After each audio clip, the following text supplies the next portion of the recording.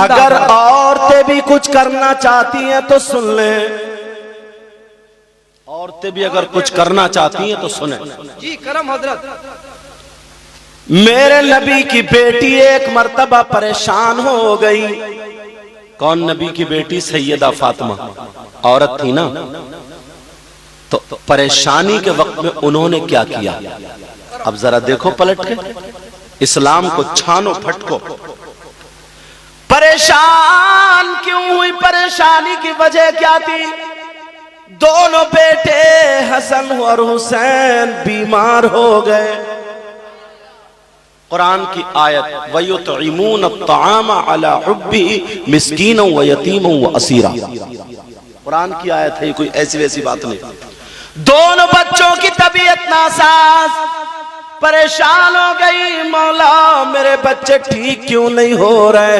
आका से पूछा गया, आका मेरे बच्चे ठीक क्यों नहीं हो रहे? इशारा मिल गया, बेटी फातिमा। नबी तो ये कह सकते थे, फातिमा तुम जन्नती औरतों की सरदार हो, फातिमा तुम तो सैयदों की दादी हो, नबी की बेटी हो, हाथ उठा करके ऐसे ही दुआ कर दो। मगर कौम की बच्चियों के लिए क्या पैगाम पहुंचता है? मेरे नबी के इशारे पर फातिमा मन्नत मानती है, फातिमा दुआ करती है। दुआ क्या कर रही है? कह रही है मौला ये परेशानी, जो बीमारी है, जो बच्चों की तबीयत नासाज है, ऐ अल्लाह अगर बच्चे ठीक हो जाएंगे तो मैं 3 दिन के रोजे रखूंगी। वाह वाह, सुभान अल्लाह। सैयद साहब जिंदाबाद, क्या पैगाम है। वाह, अब करें औरतें माशाअल्लाह, जिंदाबाद। खाली मेकअप कर लिया और बस आंसू टपका लिए। इस्लाम देखो, इस्लाम क्या बात। सैयदा फातिमा कहती है अल्लाह 3 दिन के रोजे रखूंगी। फातिमा के शौहर सैयदों के दादा हजरत अली वो भी मन्नत मानते, कहते हैं अल्लाह मेरे बच्चों से ये परेशानी दूर हो जाए, ऐ अल्लाह मैं भी 3 दिन के रोजे रखूंगा। एक बांधी घर में रहती थी जिनका नाम हजरत फिजा था, उन्होंने भी कहा मौला ये दोनों शहजादे ठीक हो जाएं, 3 दिन के रोजे मैं भी रखूंगी। वाह, अब बोले रोजे, अल्लाह अल्लाह। अब कुरान बोले, अब नमाजें पढ़े। अगर लोगों पे परेशानी होती है तो चौराहों पे चर्चे होते हैं, नमाजों से दूर होते हैं, आपस में उल्टी सीधी बातें करते हैं, जबकि इस्लाम ने तरीका ये बताया है जितनी परेशानी हो उतना ही अल्लाह के ज्यादा करीब होना चाहिए। सुभान अल्लाह, बहुत अच्छी। वाह, बुजुर्गों के करीब होना चाहिए। तुम मचल तो बहुत रहे थे, मगर अब मैं देखूंगा कौन रोजे बोलेगा, कौन मेरी बहन ऐसी है अब 3-3 दिन के रोजे बोल दिए।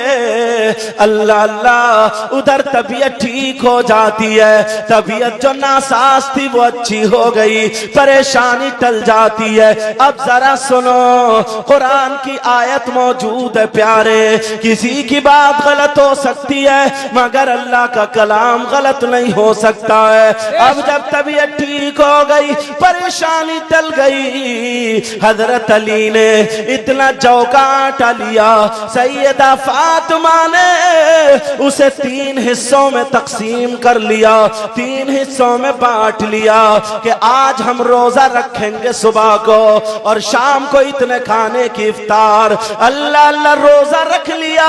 सैयदा फातिमा का भी रोजा है और मौला कायनात हजरत अली का भी रोजा है, हजरत फिजा का भी रोजा है, इन तीनों के रोजे थे। अब इतने में शाम का वक्त हो गया, सैयदा फातिमा ने आटा गूंद लिया, रोटी तैयार कर ली जाती है, खाना बन जाता है, दस्तरखान लगा लिया जाता है, इफ्तार का टाइम हो गया। वयुतइमून अत्ताम अला हुब्बिही मिस्कीना, जैसे इफ्तार पूरे दिन के भूखे थे, मगर दरवाजे पे मिस्कीन आ गया। उसने सवाल कर दिया खाने का, अरे मैं भूखा हूं, मुझे खाना खिला दो। तो इन सैयदों के दादा और दादी ने हमें सबक दे दिया, खुद रोजा है, नमक खजूर पानी से इफ्तार कर ली और भूखों को खाना खिला दिया। सुभान अल्लाह। तुमने कितने भूखों को खाना खिलाया? इस्लाम ने तरीका बताया, आज हमने उसको उल्टा ले लिया, उसको उल्टा ले लिया। क्या मुजाहिद मिल्लत जिस वक्त जेल में थे ये इस्तिगासा नहीं कर रहे थे क्या?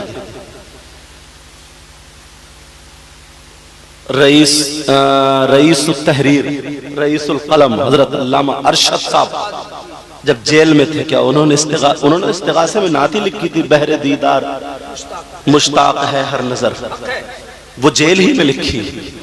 कितने बुजुर्ग गए, मुजद्दिद अल-फिसानी, कई सौ चोर थे वहां पे। जब ये कुरान की तिलावत करते थे, रहमत के फरिश्ते नाजिल होते थे तिलावत सुनने के। उन चोरों ने अपनी आंखों से जब नूरानियत देखी है, वहां पे जलवे देखे, घुसे थे तो चोर थे, जब बाहर निकले सब के सब वली थे वो लोग।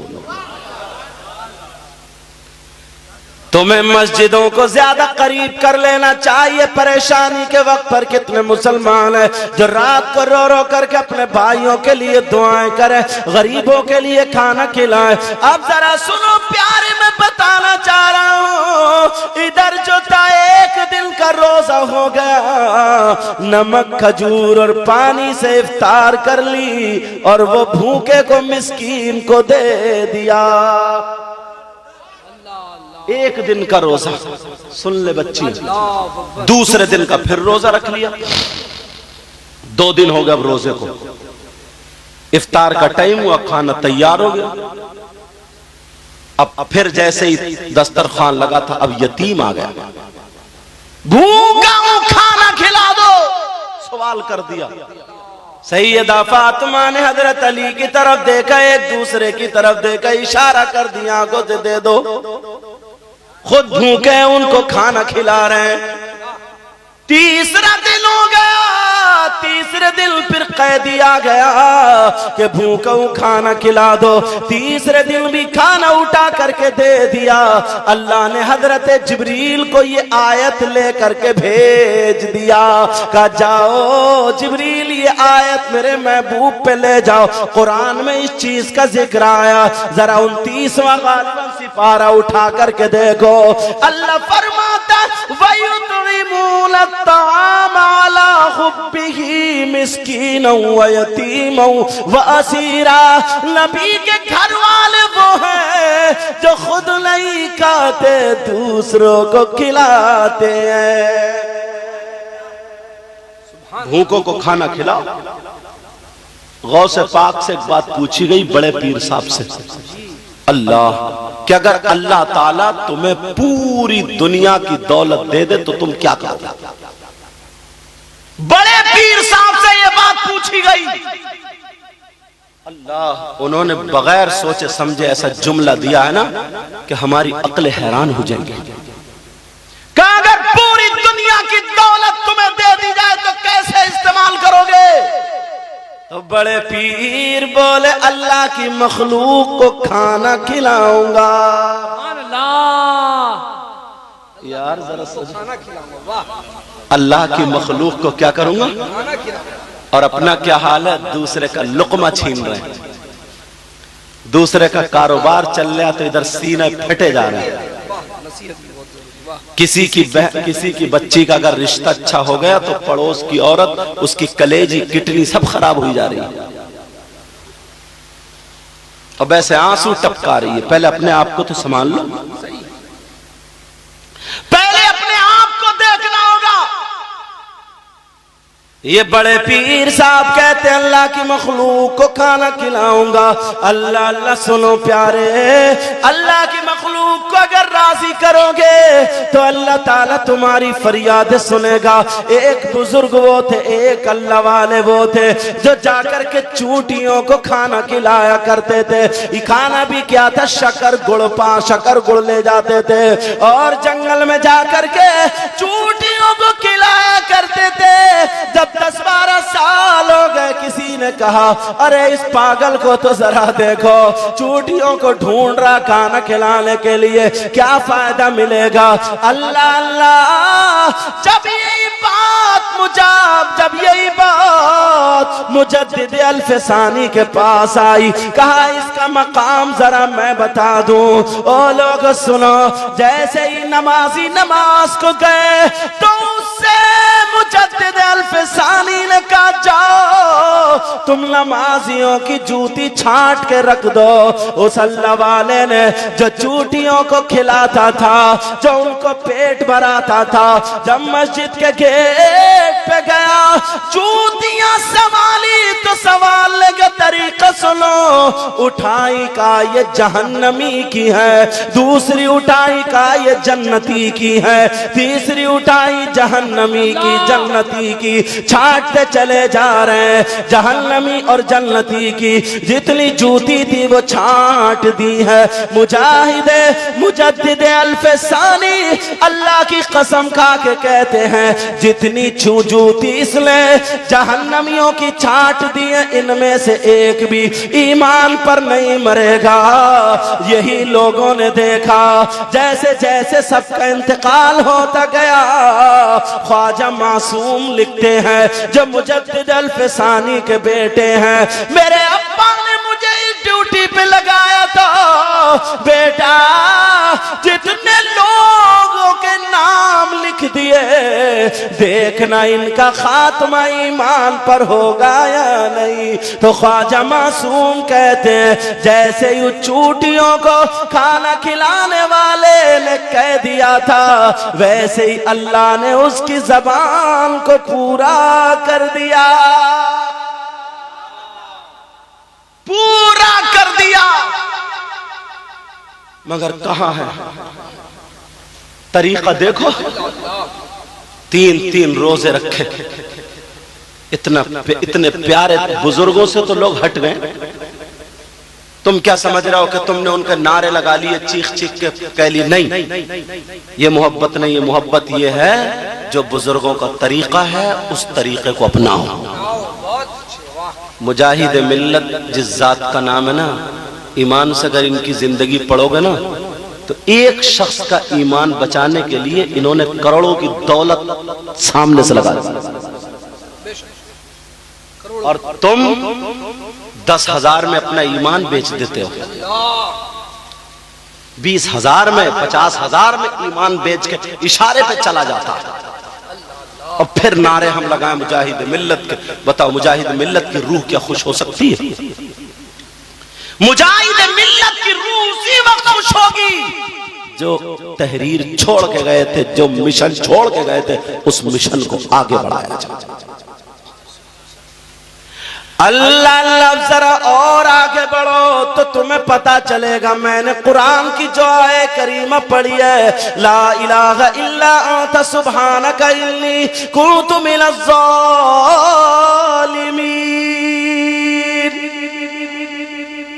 हजरत यूनुस अलैहिस्सलाम मछली के पेट में थे। कहां थे? और मछली समंदर में। अब पेट में से कैसे निकले? मछली ने निगल लिया।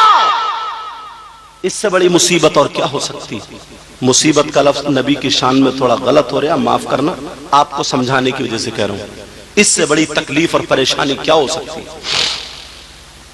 मछली के पेट में, मछली के पेट से बाहर कैसे आए?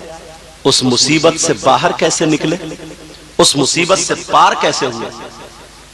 उस मुसीबत से बाहर ऐसे हुए, पार ऐसे लगे। उन्होंने यही आयत करीमा पढ़ के दुआ मांगी थी, ला इलाहा इल्ला अंता सुब्हानका इन्नी कुन्तु मिनज़ ज़ालिमीन। ओ मेरी बच्चियों सुन लो या तुम भी सुन लो, अगर तुम्हारे फलस्तीन के भाई अगर किसी परेशानी में उलझे हुए गए या कहीं के भी मुसलमान परेशानी में उलझे हुए हैं और तुम उनके काम आना चाहते हो, तो चंद बहनें ऐसी इकट्ठी हो जाएं जो वुजू बना करके एक बैठक में 1.25 लाख मर्तबा 1,25,000 मर्तबा ये आयत करीमा पढ़ के बुजुर्गों ने कहा दुआ मांगो तो दुआ कबूल हो जाती है। क्या ये नहीं कर सकते?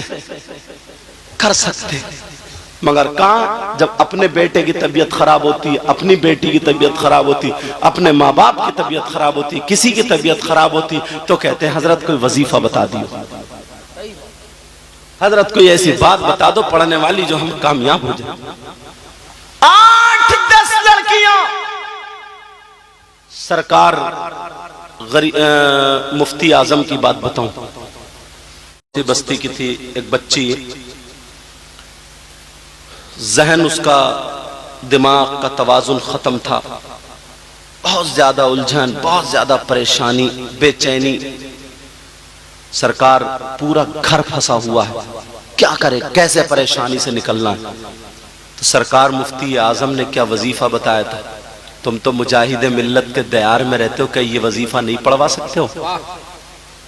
अगर इजाजत हो तो बता दूं, कम से कम इनकी जिंदगी यार पढ़ा तो करो। उन्होंने कैसे, खुद भी इतने काबिल थे, खुद भी इतने बड़े पाए के बुजुर्ग थे सरकार मुजाहिद मिल्लत, मगर फिर भी सरकार मुफ्ती आजम के सामने कैसे रहते थे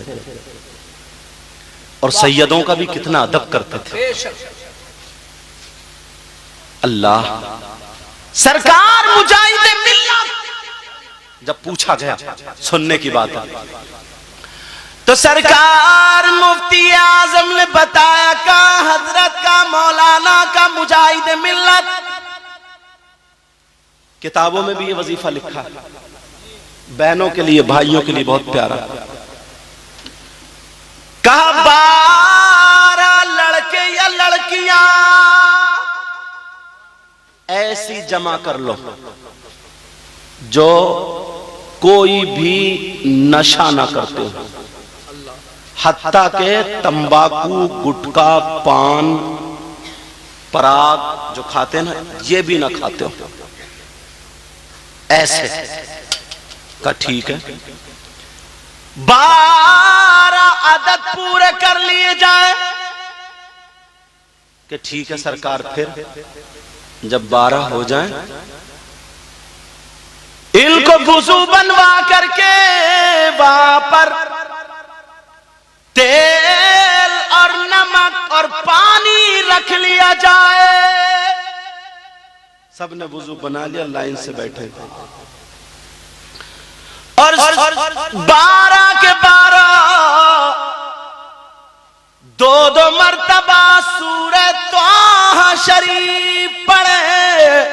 जिनके तलफ्फुज अच्छे हैं उनको जमा करना, सूरह त्वाहा शरीफ पढ़े और मुजाहिद मिल्लत का 13वें तुम्हें रहना है, तुम 1 मर्तबा पढ़ना ताकि 25 मर्तबा त्वाहा शरीफ का खत्म हो जाए। अल्लाह अल्लाह और दुआ कर देना और 111 मर्तबा दुरूद गौसिया पढ़ना, उस तेल नमक पानी पे दम करना और दुआ कर देना।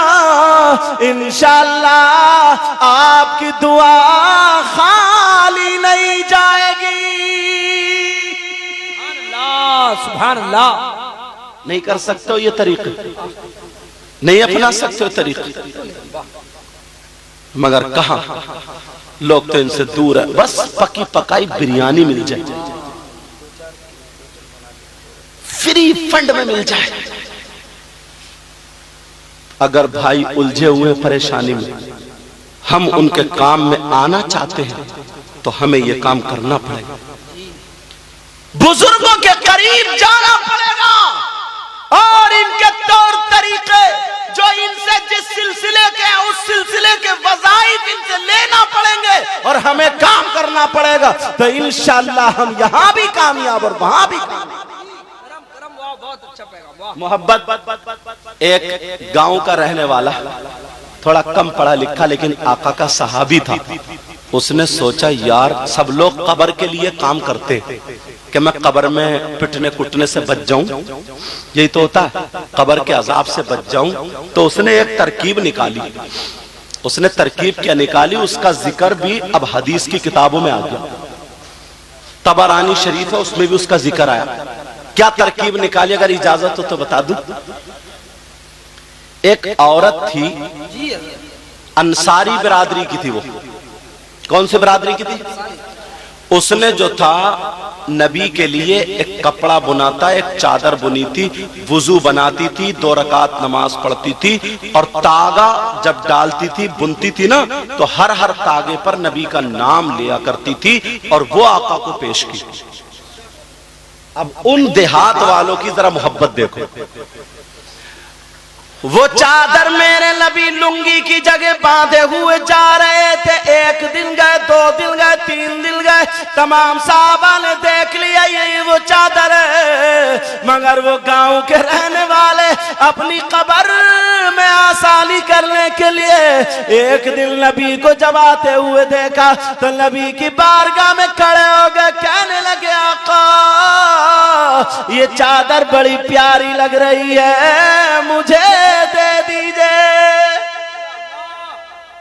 उन्हें मालूम था ना नबी से कोई चीज मांगो तो मना फरमाते ही नहीं। आला हजरत ने तो कहा वाह क्या जूदो करम है शहे बता तेरा, नहीं सुनता ही नहीं मांगने वाला तेरा।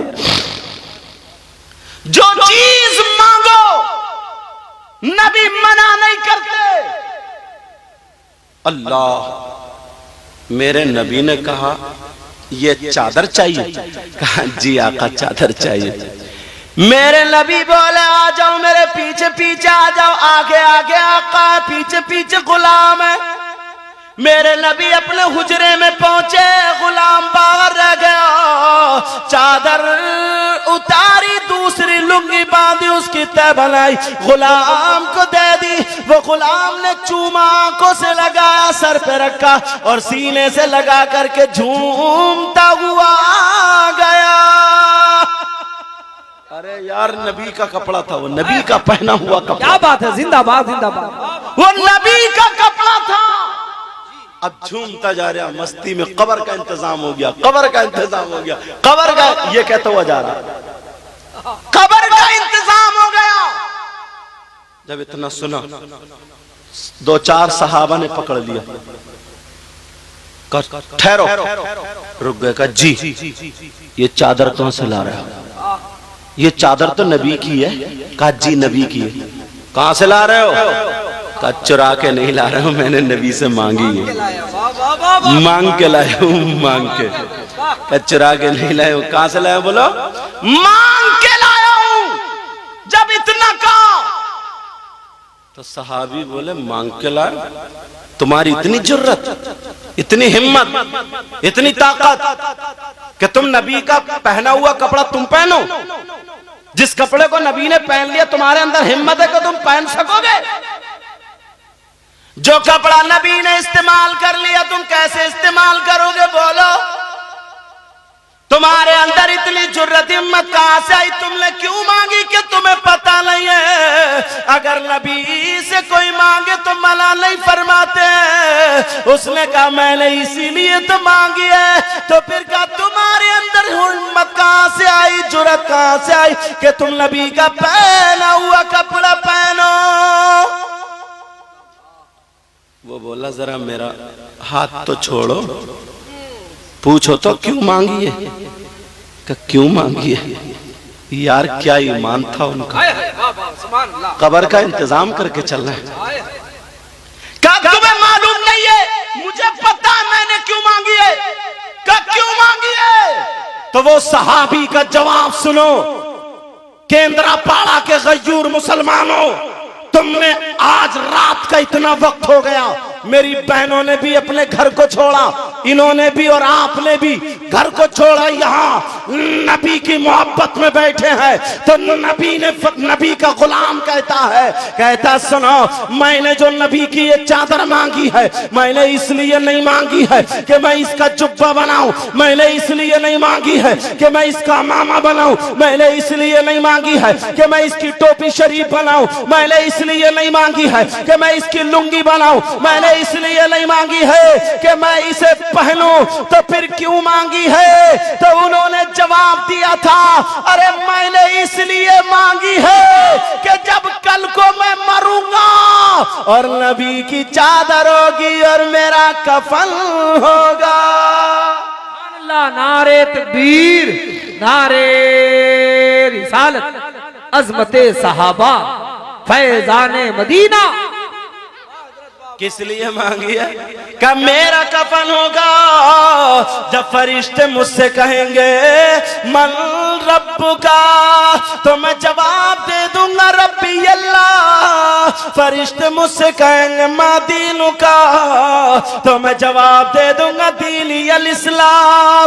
जब मुझसे फरिश्ते कहेंगे मा कुंता तक़ूलु फी शान हाज़र रजुल, तू नबी के बारे में क्या कहता था बोल, तो मैं कहूंगा मुझसे पूछ रहे हो, देख नहीं रहे हो कफन किसका है?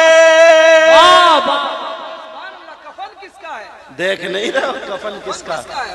और आला हजरत ने तो ये कहा, कब्र में लहराएंगे ताहशीर चश्मे नूर के, कब्र में लहराएंगे ताहश्र, हश्र तक चश्मे नूर के। कहिए या रसूल अल्लाह। कब्र में लहराएंगे ताहश्र चश्मे नूर के, और जलवा फरमा होगी जब तलवत रसूलुल्लाह की। वाह वाह वाह वाह, सुभान अल्लाह, सुभान अल्लाह। जब मुझसे फरिश्ते पूछेंगे तो कह दूंगा मत पूछो, ये तो देखो मैं पहने क्या लेटा हूं, ये कफन किसका है? का अब मैं पक्का गुलाम, जब ये देखेंगे तभी मैंने कब्र का इंतजाम कर लिया है। और हम और आप कब्र का क्या इंतजाम करके चल रहे हैं? हम और आप कब्र का क्या इंतजाम करके चल रहे हैं? प्यारे, कभी सोचा है, कभी गौर किया है? तो हाँ, बात अलग हट रही है, तवज्जो रखना। अगर तुम बलाओं को टालना चाहते हो, मुसीबतों को टालना चाहते हो, तो नबी फरमाते हैं सदका करो। क्या करो बोलो? सदका बलाओं को टालता है, मुसीबतों को टाल देता है। नमाजों के करीब हो जाओ, खूब घर में मुजाहिद मिल्लत की नियाज करो, बेशक, और बुजुर्गों की नियाज़ें करो, मीलादे पढ़ो और दुआएं करो, जिक्र खुदा, जिक्र रसूल, हर तरफ चर्चे, रो रो करके दुआएं करो और वजीफे पढ़ो अपने भाइयों के लिए। खाली चर्चे करने से कुछ नहीं, खाली बातें करने से कुछ नहीं। सही है, वाह। कुछ बातें ऐसी होती जो माइक पे बोलने की नहीं होती। अब देखना ये है, कम पड़ता था जो मस्जिद में जाकर के रो रो करके दुआएं करे। एक मेरे हदीस आ रही है, अगर इजाजत हो तो बता दूं, क्योंकि टाइम ऐसा है, आप छने फट के लोग सुन रहे हैं। अगर तुम्हारे ना सारे लोग सो रहे होंगे और तुम मस्जिद में रो करके तुम्हारे 2 आंसू अगर निकल गए ना, मस्जिद में अगर 2 आंसू निकल गए, अल्लाह, तो तुम कामयाब हो सकते हो। बताऊं कैसे? नबी ने फरमाया, हश्र के मैदान में एक शख्स ऐसा होगा कि जहन्नम उसके पीछे पड़ा होगा और वो आगे को भाग रहा होगा। जहन्नम उसके पीछे। अब वो कहेगा जहन्नम तू ठहर जा, रुक जा, मगर वो नहीं रुकेगा। अब वो शख्स अपनी नमाजों का वास्ता देगा मगर फिर भी नहीं रुकेगा। वो शख्स अपने रोजों का वास्ता देगा फिर भी जहन्नम नहीं रुकेगा। वो शख्स अपने हज का वास्ता देगा फिर भी नहीं रुकेगा। नेकियां सामने रखी जाएंगी मगर फिर भी नहीं रुकेगा।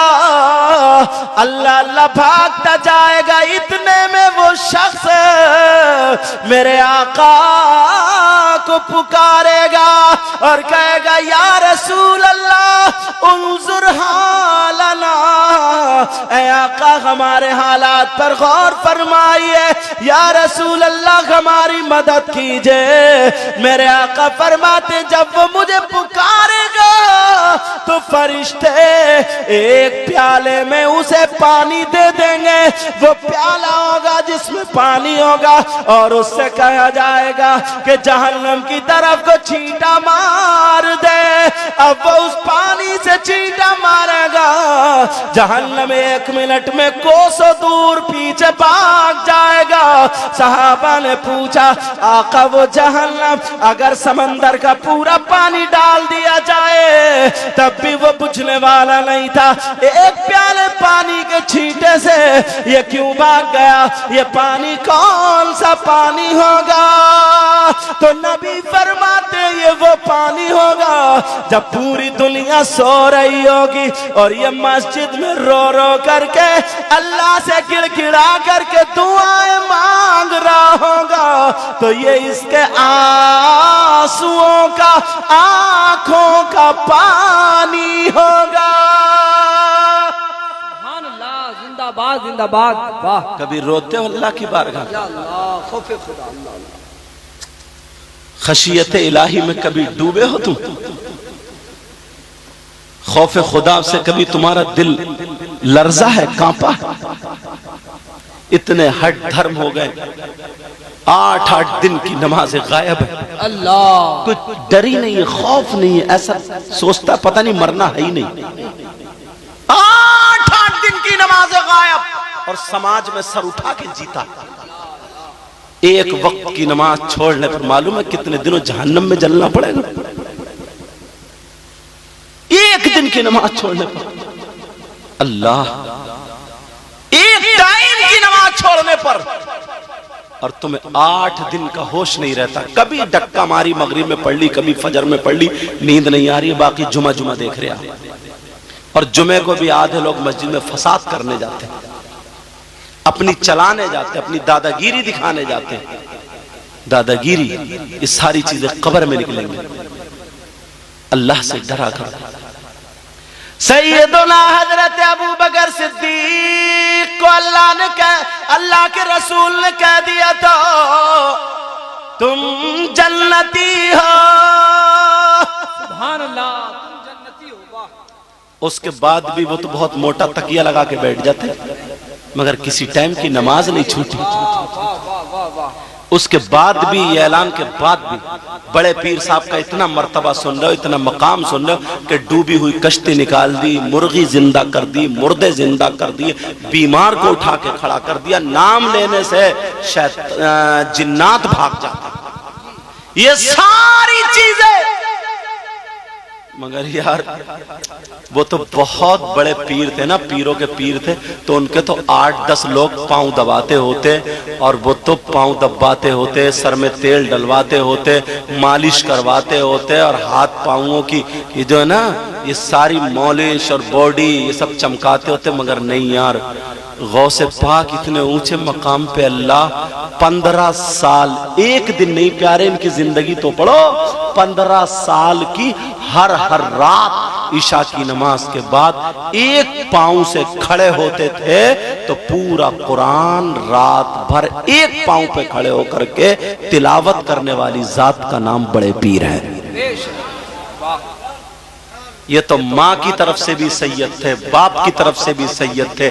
इनकी माँ भी वलिया थी, इनके बाप भी वली थे। ये पैदा हुए तो वली पैदा हुए थे, सारी चीजें हैं, मगर उसके बावजूद ये आलम है। अपना क्या आलम है, किसने जन्नत का टिकट दे दिया है, किसने क्या कर, एक नारा लगा लिया बस हो गया काम।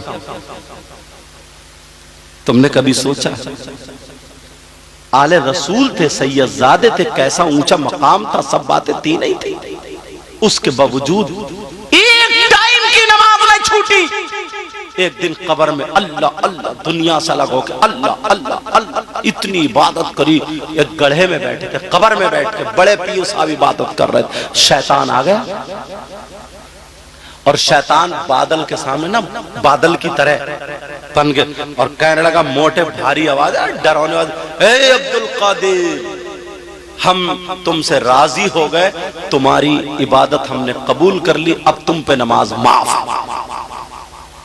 आज का पीर होता तो मोटा हो जाता, मोटा कहते हैं मुझे अल्लाह की तरफ से हुक्म हो गया, मुझ पे नमाज माफ है। बड़े पीर ने सोचा यार मेरी दादी सैयदा फातिमा रात रात भर सजदे करती थी, उन पे तो माफ नहीं हुई। हजरत इमाम हसन और हुसैन इतनी नमाजें पढ़ते थे, उन पे तो माफ हुई नहीं। मेरे नबी रात रात भर खड़े रहते थे, सूरह मुजम्मिल में खुदा या अय्युहल मुज़म्मिल कुमिल लैला इल्ला कलीला, पांवों पे वर्म आ जाता था, सूज जाते थे, समझे। उसके बावजूद नमाज माफ नहीं। सिद्दीक अकबर पे नमाज माफ नहीं, फारूक तेरी इबादत कहाँ हो गई, तुझ पे अल्लाह ताला ने नमाज माफ कर दी। बोले ला हौला वला कुव्वता इल्ला बिल्लाह, जब लाहौल पड़ा तो शैतान छट गया। फिर शैतान कहने लगा अब्दुल कादिर तुम अपने इल्म की वजह से बच गए। का इल्म की वजह से नहीं, जिस अल्लाह की मैं इबादत करता हूं उसने ही मुझे बचाया। और हमारे नफ्स इतने मोटे हो गए, इतने बड़े पीर जिनसे दुनिया इस्तिगासा, हम भी आप भी मदद चाह रहे हैं जी, उनकी नमाजों का ये आलम, रात में जागने का ये आलम है। मसला ये है अगर तुम्हारा वुजू हो और वुजू बना करके सो जाओ, जब तक सोते रहोगे तो वुजू रहेगा, जैसे ही उठोगे तो तुम्हारा वुजू खत्म। अब तुम्हें अगर नमाज पढ़नी है तो दूसरा वुजू बनाना पड़ेगा, मसला ये है। मगर बड़े पीर साहब के बारे में ये आता है, एक दिन नहीं, 2 दिन नहीं, पूरे 40 साल ईशा के वुजू से आपने फजर की नमाज अदा करी। सुभान अल्लाह, नारे तकबीर, नारे रिसालत, शाने गौसे आद। मतलब क्या है, 40 साल की एक भी रात अब्दुल कादिर जीलानी सोए नहीं। तभी तो आला हजरत ने कहा है वह क्या मर्तबा ए गौस है बाला तेरा,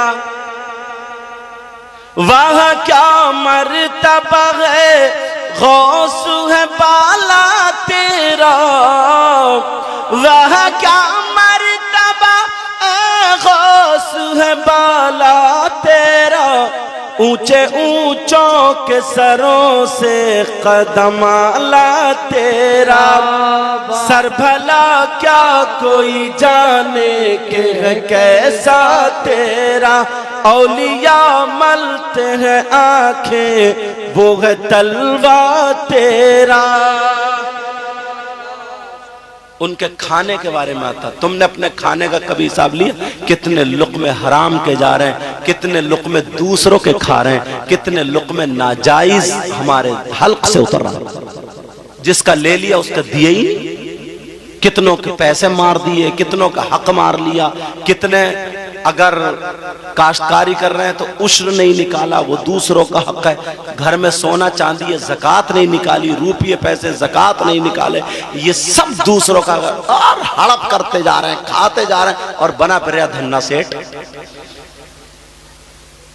एक लुकमा भी अगर हराम का चला गया, दूसरे का चला गया, तो 40 दिन की दुआएं कबूल नहीं होती हैं।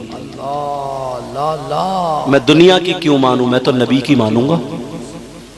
ये आका फरमाते, नबी तुमने देखा कितने लुक़्मे दूसरों के जा रहे हैं, तुम्हारे पास इतना माल दौलत सब ज़कात निकालते हो, ये जमीन काश्तकारी करते हो, उसके अनाज की ज़कात निकालते हो, औरतें सोना चांदी ये सब पहने फिर रही हैं, ज़कात निकालती। एक बुजुर्ग ने तो जो गौसे पाक के सिलसिले से हैं, उन्होंने ये कहा कि औरतें जो ज्यादातर बीमार होती हैं इसी वजह से होती हैं कि ये सोना चांदी बिच्छू और सांप जैसा जहर चढ़ाता है, वो सोना चांदी जिसकी के ज़कात नहीं निकलती। कहते नहीं किसी किसी को लोहा लेने नहीं आता, ऐसे सोना चांदी भी लेने नहीं आती। कोई औरत सोने चांदी अगर पहने उसकी तबीयत खराब रहेगी, बीमार रहेगी। और जिस माल की अगर ज़कात निकाल दी जाती है तो वो औरत अगर पहनती है तो उसके लिए वो कामयाब बनता है। हफ्ते में, 2 हफ्ते में, 15 दिन में डॉक्टरों को आराम से दे दो। डॉक्टरों को अगर किसी की तबीयत खराब है, हॉस्पिटल में जाता तो 10,000 से कम में निकल के नहीं आता। और 8 दिन अगर जुमे की नमाज पढ़ने जाएगा तो 200 रुपए मस्जिद की गोलक में नहीं डाल सकता, यहां मौत आ जाए। पान में खा जाएगा, गुटकों में खा जाएगा, बच्चे मोबाइल में रिचार्ज करा लेंगे, ठंडा मीठा पी लेगा, चाय पी लेगा, सारी चीजें एक हफ्ते में 200 नहीं 1000 रुपए उठा देता है, सारी चीजें कर लेता है, मगर एक हफ्ते में 200 रुपए मस्जिद में नहीं डाल सकता। अगर मस्जिद में 100 नमाजी आ रहे हैं ना, 100, इस्लाम का कानून तो जरा देखो। हाँ, सुफियान मस्तान मुजाहिद मिल्लत का कलंदर है जी। लेकिन सुनो, अगर 100 नमाजी मस्जिद में आते हैं और उन्होंने 200-200 रुपए डाल दिए तो कितने हो रहा है एक जुमे में? कितने हो रहे हैं? 20,000 हो रहे हैं। 100 डाल दो, 10,000 हो रहे हैं। और एक जुमे में 10,000, एक महीने में 5 जुमे होते हैं, 50,000। अब इमाम की 50,000 तनख्वाह दो, सारे मालदार लोग अपने बच्चों को पढ़ाएंगे, अच्छे अच्छे हाफिज बनेंगे, अच्छे अच्छे कारी बनेंगे। जिस चीज की अहमियत नहीं होती है ना, जिस चीज को सस्ता कर दिया जाता, हल्का कर दिया जाता ना, तो उसकी कोई अहमियत नहीं होती। सोना कोई भी अपने दरवाजे पे नहीं रखता, अंदर तिजोरी में रखता है। और पत्थर बाहर पड़े रहते हैं, टुकड़े बाहर पड़े रहते हैं। और अगर पत्थर की कीमत अगर सोने से ज्यादा होती और सोने की कम होती तो सोना नालियों में होता और पत्थर तिजोरी में होता नहीं होता। तो दीन और इस्लाम को कीमती बनाओ, मजबूत करो। अगर 50,000 रुपए अगर इमाम की तनख्वाह हो जाए, अच्छा भला इमाम रखो। माफ करना, बुराई से हट के बोल रहा हूं, बाज मस्जिद में जाओ, उसके पीछे नमाज तक नहीं होती। कैसे होगी नमाज? तुम्हें तो 7,000 में चाहिए, तुम्हें 8,000 में चाहिए, 10,000 में चाहिए। अब जैसे तेरी दाल भात वैसी मेरी फातिहा। 8-10 हजार में तुम्हें मुफ्ती मिलेगा क्या? जो इतनी मेहनत पड़ेगा, इतना शानदार किरात करेगा, ये सब पड़ेगा, तो 8-10 हजार में सस्ते से सस्ता ढूंढ रहा हो। सिर्फ 2 चीजें मुसलमान सस्ती ढूंढता, 2 चीजें, और दोनों ताल्लुक रखती हैं। पूछोगे नहीं क्या? बताऊं? एक मस्जिद का इमाम, दूसरा कुर्बानी का बकरा। सबसे ज्यादा सस्ता ढूंढता है। बस 2,000 रुपए कमा जाए। मोहल्ले में क्या कुर्बानी कर रहे हैं? कुर्बानी और ये कुर्बानी, दिल में ठिकाना नहीं है। अच्छी पढ़ाई, अच्छी तालीम।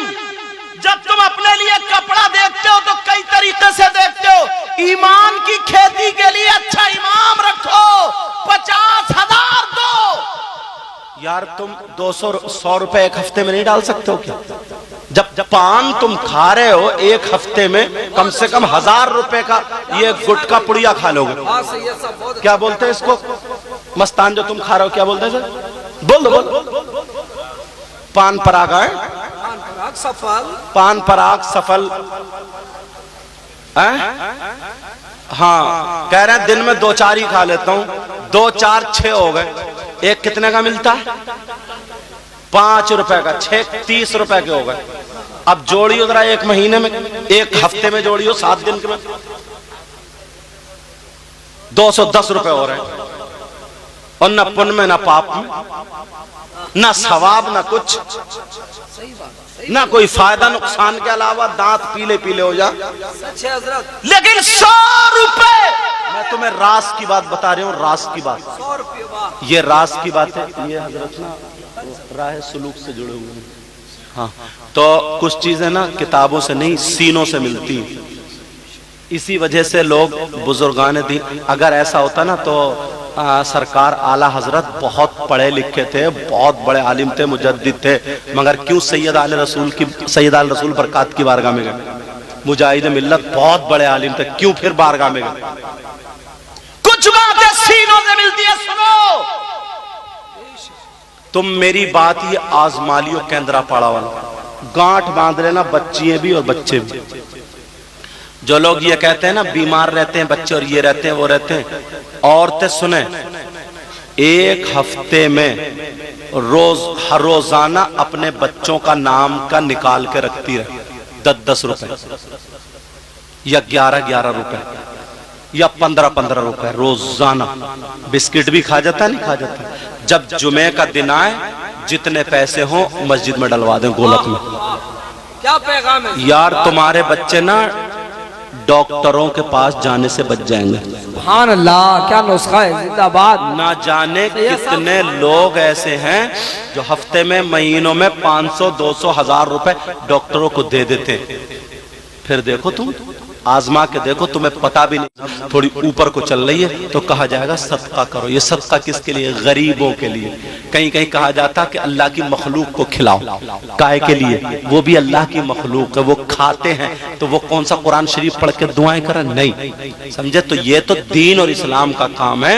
अगर 10-10, 20-20 रुपए निकाल के ना हर बहन अपने घर में ये बना ले, और ये भी मैं बता रहा हूं, सरकार गौसे पाक से जो मिलता हुआ आया ना, पहले अगर खाना बनता था, जिसके घर के बच्चे अगर बीमार हो, ये अमल सुन ले बच्चियां और भाई, जिसके घर के बच्चे अगर बीमार हो तो 2 हांडी ला के रखे, 2 हांडी या 2 थैले ले ले।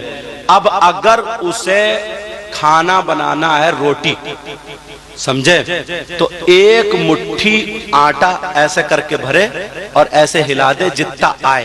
1 मुट्ठी आटा उठा करके उस हांडी में डाल दे, फिर दूसरा, फिर तीसरा, 3 मुट्ठी आटा उठा के फिर वो आटा अपने गूंदे। और अगर चावल पकाना है तो 3 मुट्ठी इतने चावल उठा के दूसरी हांडी में जमा कर दे और खाना बनाए। वो खाना फिर नुकसान नहीं देता है। ये जो पथरी होती है, हाँ, ये और ये तरीका मुजाहिद मिल्लत के बारे में मुझे पता नहीं। हाँ, ओ हाँ, लो ये लो, हमारे मुफ्ती हम्माद का नाम सुना है? मुफ्ती हम्माद जिस गांव के रहने वाले, उस गांव का नाम अक्का शाहपुर है। उसी में हजरत अल्लामा मौलाना खादिम हुसैन रहते थे, मुझे याद आ गई बात, बहुत बड़े आलिम। वहां पे मस्जिद का मामला नहीं था तो सरकार मुजाहिद मिल्लत ने घर घर घड़े रखवा दिए थे, घड़े रखवा दिए। 1 मुट्ठी चावल जमा करते थे, जब इकट्ठे हो गए तो मस्जिद बनी। अरे वाह, क्या बात है, बुजुर्गों का तरीका यार, बहुत आलीशान। उसमें तकरीर करके आया हूं, मुझे याद आ गई अब। ये अक्का शाहपुर की। तो मैं जो बता रहा हूँ, बीमारियों से बचने के लिए ये बहन कर देना, जो रोती रहती है, मेरा लीवर ठीक नहीं है, मेरे पेट में दर्द है, मुझे भूत है, मुझे चुड़ैल है। कोई भूत नहीं, आजकल औरतों से ही भूत डर रहे हैं, इतनी भयानक हो गई है। नहीं सुफियान कह रहा है? हाँ, लग रहा तजर्बा इन्हें भी हो गया। तुम भी डर रहे हो ना? अच्छा, किससे? भूतों से? अच्छा, लेकिन सुनो, ये मस्तान है, बोले मैं नहीं डर रहा हूँ, बीबी की बात चल रही है। अच्छा, कह रहे हैं वो तो होम मिनिस्टर, ये भी उससे डरते हैं। लेकिन सुनो, बात ये चल रही थी, अगर बीमारियों से बचना है तो बुजुर्गों का तरीका अपनाना पड़ेगा। 2 घड़े रख लो, 2 मटके रख लो या 2 बर्तन रख लो, 1 आटे का 1 चावल का। जब वो भर जाए तो किसी दीनी काम में लगा दो या गरीबों में बांट दो, भूखों को खाना खिला दो। तुम्हारे बच्चों के सदके में अगर लोग खा करके जाएंगे तो तुम्हारे बच्चों पर अल्लाह और रसूल करम करेंगे। सुभान अल्लाह, सुभान लेकिन अल्लाह। सारे रास्ते खत्म कर दिए। कितना प्यारा रास्ता ये मस्जिद वाला। तुम जो चंदा करते हो ना, ये और वो तनख्वाह बढ़ाने का तरीका बता रहा हूं। शादी में देखो तुम यार, नाजायज काम इतने तरक्की कर गए और जायज काम वही का वही पड़ा। नाजायज काम क्या है? शादियों में हमारे इलाके में ऐसा होता है, सुफियान तुम्हारे इलाके में पता नहीं, दूल्हा मियाँ जाते हैं ना तो छोटा बच्चा है, बच्चे उसकी जूती चुरा के ले जाते हैं। इधर होता क्या? हाँ होता। जूती चुरा के, अब वो जूती जब चुराई जाती है दूल्हा मियाँ की तो चोरी है। अब वो पैसों की डिमांड, छोटी साली होती है, साला होता है, वो पैसों की डिमांड करता है। कितने साहब हमारे इलाके में बता रहे कि 10,000 जूतियों की चोरी। अब दूल्हा मियाँ कह रहे नहीं कम कर लो, कम कर लो। 8 पे बात अटक गई। एक चाचा मियाँ है बुजुर्ग, कह रहे हैं क्या बात? बोले ऐसे। वो चलो छोड़ो, 9 पे बात खत्म करो, तुम्हारी भी नहीं इनकी भी नहीं। बोले ये तो इनका हक है, इनको दो। इन चाचा मियाँ से पूछो, अगर तुम पढ़े हुए होते तो ये बात नहीं कहते। चोर और चोरनी का हक जानते हो क्या? अस्सारिकु वस्सारिकतु फक्तौ अय्यद, दोनों के हाथ काटने का हुक्म है अगर इस्लामी हुकूमत हो तो। दोनों के हाथ काटने का हुक्म है। और तुम तो बड़ी आसानी से कहेगा हक है, दे दो। अब्बा आ गए इतने में, अब्बा बोले नहीं 9 नहीं पूरे 10 दूंगा, क्योंकि बेटे की खुशी का दिन है आज, खुशियों में कमी थोड़ी। 10 ले हजरत, हाँ चोर साहब ले 10 दो, दे दिए। अब दुल्हन बैठी, हाँ चोर साहब ही हो गए। अब दुल्हन बैठी उसमें कार में, जब गाड़ी गई बच्चों ने घेर ली, बोले लाओ पैसे।